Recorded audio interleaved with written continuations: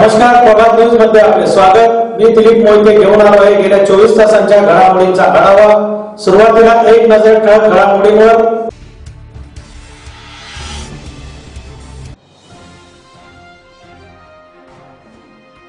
श्रीपाद वल्लभ दिगंबराने शहरातील दत्त मंदिरे दुमदुमली।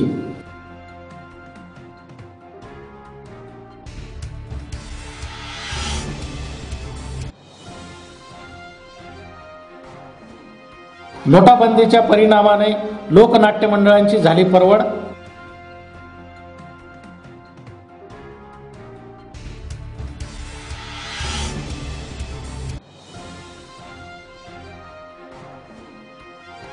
धुळे ते कुबेर पंढार पायी पदयात्रेचे आयोजन।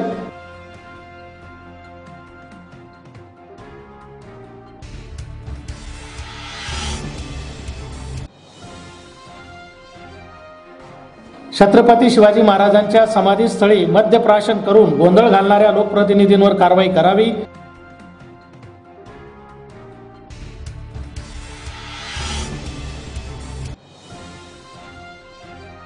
आणि नागपूरमधील विधान भवनच्या मोर्चासाठी धुळ्याहून हजारो समाज बांधव सहभागी होणार, मराठा क्रांतीमुख मोर्चांची माहिती।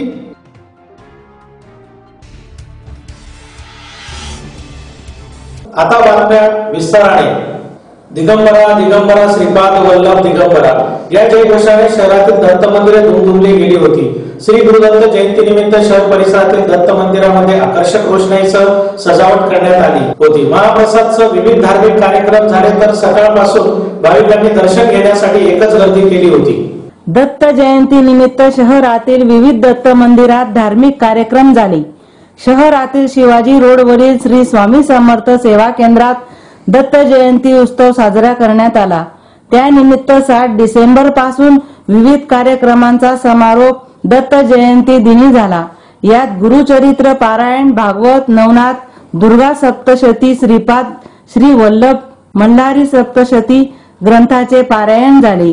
तर हवनयुक्त गणेश याग, मनोबोध याग, चंडी याग, स्वामी याग, रुद्र याग आदींची सांगता दत्त पूजनाने झाली।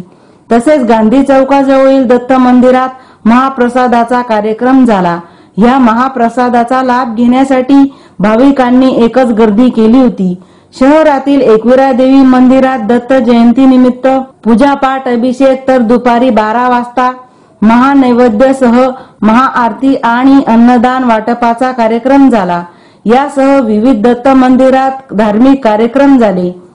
दिगंबरा श्रीपाद वल्लभ दिगंबरा या जयघोषाने शहरातील दत्त मंदिरे दुमदुमली गेली होती। दत्त भाविकांनी दत्त मंदिरात दर्शने घेण्यासाठी सकाळपासून गर्दी केली होती।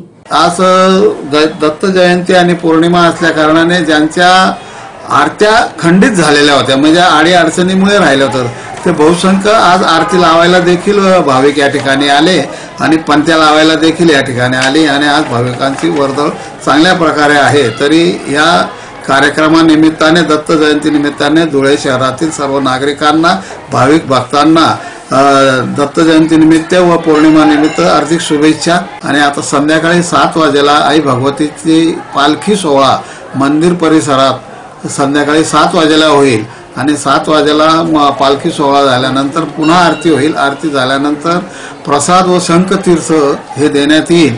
असा कार्यक्रम आज पौर्णिमा निमित्ताने एकविरा देवी मंदिरात घेण्यात आलेला आहे।